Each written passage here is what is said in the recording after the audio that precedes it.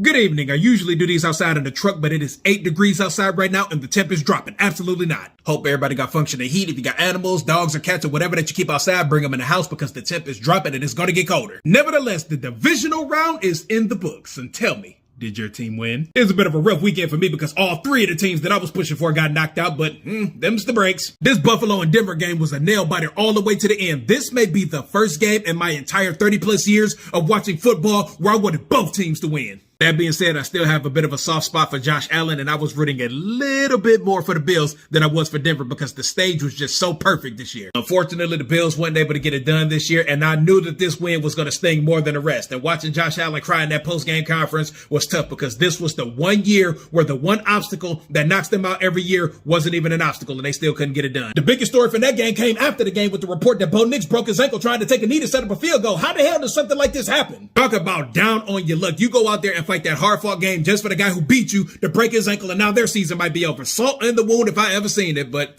nevertheless, congratulations, Denver. Moving on to Houston and New England. Houston, after what y'all did to the Steelers last week and the fact that y'all have Nick Chubb on the roster, us Cleveland folk, we love some Nick Chubb. I was rooting for y'all. Y'all offense owes a big apology to y'all defense. Will Anderson, Daniil Hunter, and Derek Stingley damn near had the 4 and 4 trying to keep y'all in the game as long as they did. Defense fought to keep y'all in the game as long as possible, but just like last year against the Ravens, CJ Stroud completely dukes his girdle in front of the whole world on the biggest stage in the biggest game of y'all season. Nevertheless, Drake May showed up and balled out, and congratulations to the Patriots and congratulations to Mike Vrabel. I gotta go check on my homie Chris. He from Houston, and I know he is fuming at the collar right now. Chris, if you watching this right now, come on to take a seat on the couch next to us Browns fans.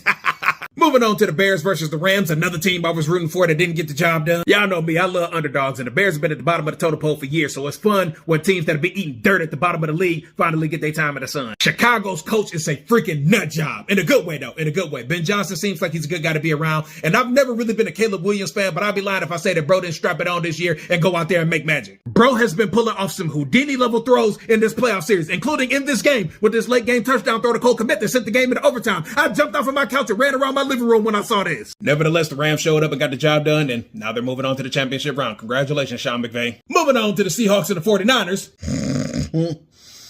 49ers playing the Seahawks. They still losing. Wake me up when it's over.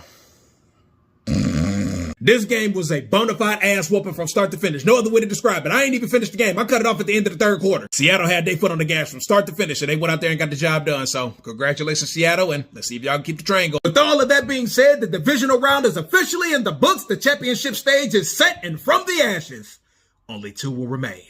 Who will it be?